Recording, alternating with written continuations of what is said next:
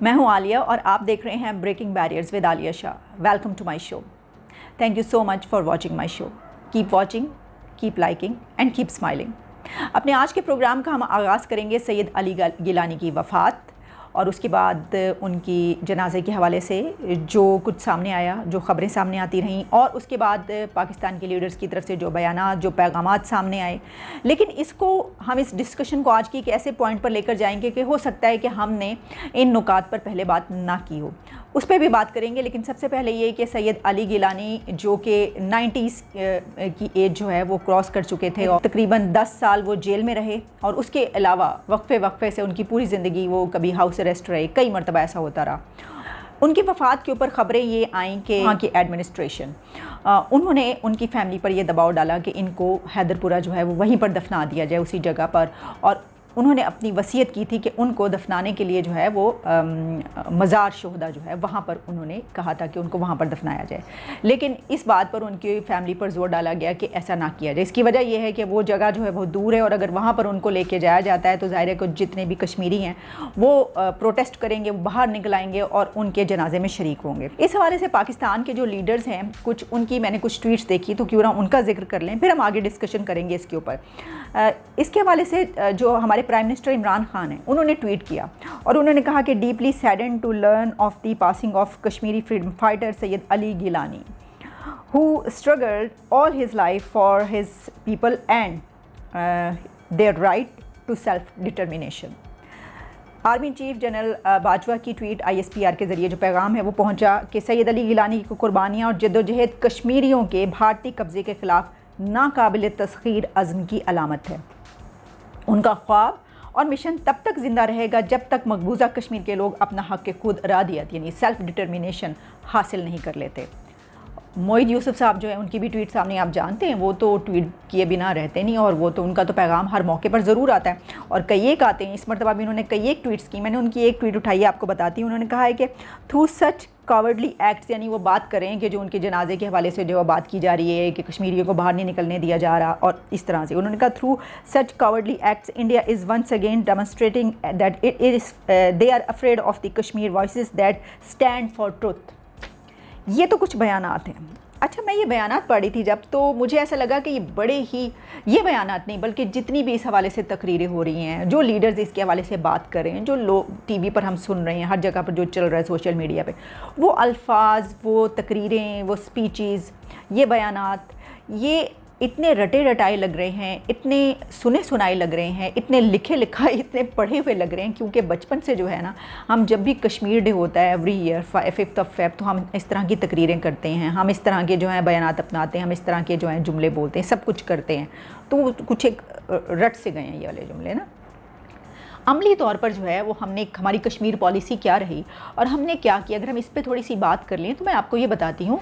Kashmir committee थी एक, और उस कमेटी के जो चेयरमैन थे वो मौलाना फजलुर रहमान साहब थे, और मौलाना फजलुर रहमान ने उस कमीशन को साल उस कमेटी को हेड किया। बहुत सारी मीटिंग्स जो हैं वो करते रहे। लेकिन उसके बाद उस कमेटी का जो खर्च किया गया वहाँ पे पैसा, खर्चा जब सामने आया तो वो था 60 लाख रुपए, कि उस दौरान मौलाना फजलुर रहमान और उनकी टीम ने 60 लाख रुपए खाने पर खर्च किया। खाने का खर्चा 60 लाख रुपए, रिपोर्ट सामने आई। अब देखिए, आप जानते हैं कि हलवा पूरी कितनी महंगी है, ये तो हम जानते हैं। हलवा पूरी आजकल तो मेरा हाल है कितने की, 100 की या 200 की तक पूरी हो गई है ना।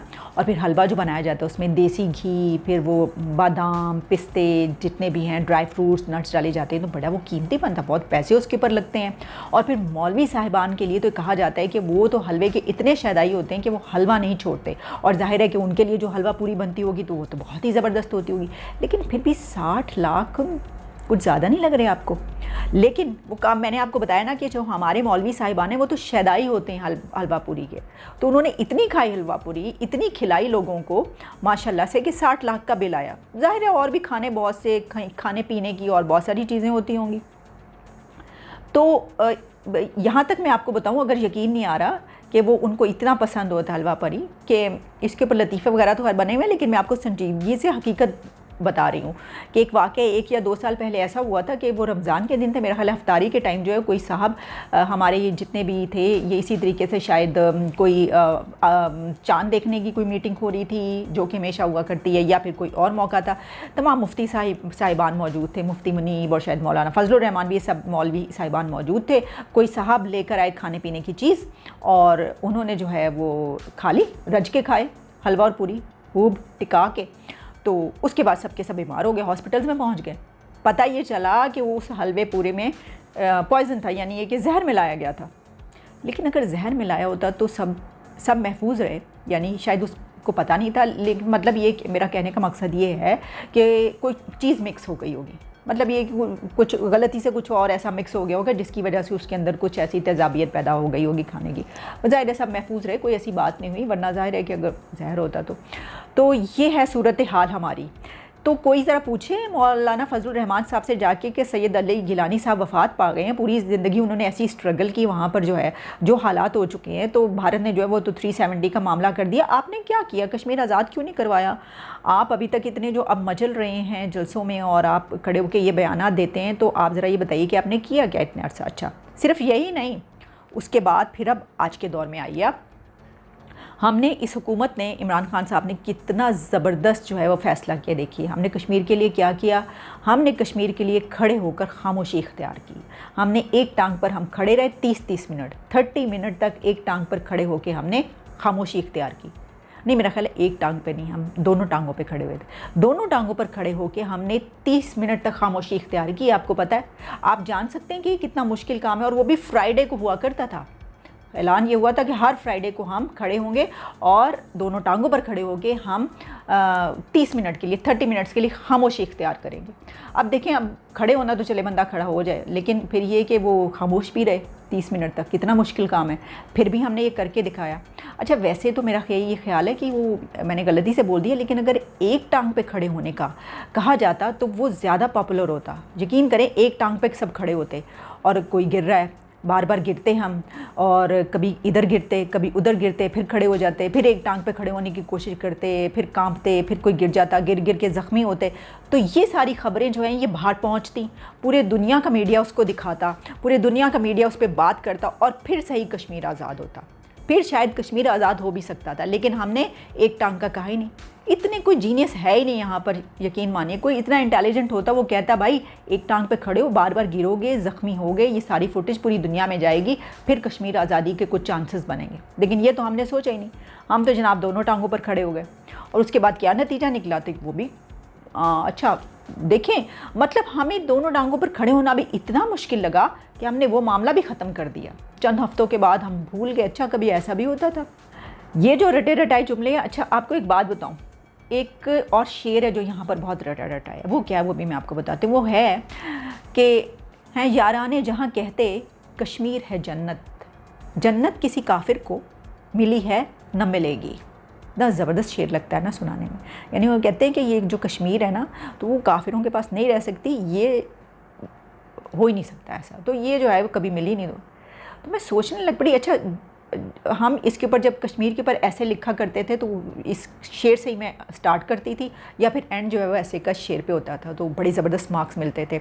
और क्योंकि जो टीचर हैं वो भी बड़ा उसको अप्रिशिएट करती थी, क्योंकि वो खुद कश्मीर की जो हैं वो एक फ़िदाई और वो थी कि ज़ाहिर है एक कॉज के ऊपर, तो बड़े अच्छे मार्क्स आते थे। फिर जब थोड़ा बड़े हुए, बाहर निकले, तो हमने देखा कि जितनी भी जन्नतें हैं इस दुनिया की, सब की सब काफिरों के पास हैं। भाई आप स्विट्ज़रलैंड चले जाएं, वहाँ के ज़रा आप पहाड़ और वहाँ की वादियाँ जाके देखें, स्विट्ज़रलैंड की हसीन और जमील जन्नत काफिरों के पास, काफिर रहते हैं ना वहाँ पर। अच्छा, फिर आप नीदरलैंड चले जाएं, आप हॉलैंड चले जाएं, ओहो, आप फ्लोरेंस जाइए, आप इटली जाइए, आप वेनिस चले जाएं, क्या खूबसूरती बिखरी पड़ी है, लगता है कि जन्नत में आ गए। और वो जन्नत वो भी काफिरों के पास। कौन रहते हैं उसमें? काफिर रहते हैं ना। अच्छा, उसके बाद आप यूके चले जाइए, आप यूएस से चले जाइए, आप नियाग्रा फॉल देखने चले जाइए, सारी जन्नतें किसके पास? सब अल्लाह मियाँ ने सब काफिरों को दे दी जन्नतें। तो हमें गलत शेर पढ़ाते रहे भाई, हमेशा हम गलत शेर पढ़ते रहे कि जन्नत किसी काफिर को मिली है ना मिलेगी। सारी जन्नतें अल्लाह मियाँ ने काफिरों को दी हुई हैं, उनके पास है। खैर हमारे पास होती तो हम तो उसको इसी तरीके से काट कबाड़ गंद भला उसका हाल क्या कर दे, इस तरह हमारी अपनी जन्नत को हमने क्या किया वैसे ही उसका हाल भी कर देते। लेकिन भाई हाँ, ये अलग बात है कि मौलाना तारिक जमील साहब जैसी जो हूर है, 60 फीट कद या 120 फीट उसकी हाइट, तो वैसी हूर वहाँ पे नहीं हमने देखी। हूरें हैं, कुछ कुछ मिलती हैं, वो जो बयान करते हैं गोरा चिट्टा रंग, शहद जैसी आँखें और जुल्फ़ें जो है हसीन और जमील, सुनहरी, गोल्डन बाल, ये सब वहाँ पर मिलता है। भाई हूरें भी वहीं पर हैं, लेकिन जो हूरों की वो खसूसियात बताते हैं वैसी हूरें हमें वहाँ पर नहीं मिली। वैसे भी क्योंकि गोरे और काले की उसके पर मैं हूँ नहीं, क्योंकि एक काला भी बहुत हसीन हो सकता है और गोरा जो है वो हो सकता है बिल्कुल हसीन ना हो। लेकिन जो ये कंट्रीज़ हैं, जो ये जन्नतें हैं, ये तो सब की सब वहाँ पर जो हैं काफिरों के मुल्कों में, हमारे अपने उसके मुताबिक पूरी दुनिया काफिर है ना। हम तो कहते हैं ना कि भाई मैं भी काफिर, तू भी काफिर, काफिर काफिर, नज़्म तो आपने सुनी हुई होगी। तो ये है सूरत हाल। तो मैं ये सोच रही थी कि ये जो सब कुछ हमें पढ़ाया जाता है, जो रटाया जाता है, जो हम लिखते रहे, जो हम पढ़ते रहे, जो हम देखते रहे, जो हम बोलते रहे, तो बहुत सारी चीज़ें उसमें से गलत साबित हो जाती हैं। और भाई हमने किया क्या, हमने खूब हलवे पूरी खाए हैं, हमने खूब सब कुछ किया, लेकिन कश्मीर आज़ाद नहीं हुआ। तो अब हमारे पास एक आखिरी हरबा रह गया, आखिरी हरबा रह गया, और वो आखिरी हरबा ये है कि हम तालिबान से कश्मीर आज़ाद करवाएंगे, तालिबान हमें कश्मीर आज़ाद करवा के देंगे। अब ये हमारी पॉलिसी है, और अब ये पॉलिसी हमारी आगे बढ़ेगी और चलेगी, और देखिएगा कितनी जल्दी जो है वो कश्मीर आज़ाद हो जाएगा। चलिए इजाज़त दीजिए, दोबारा मुलाकात होगी। Take care, bye for now.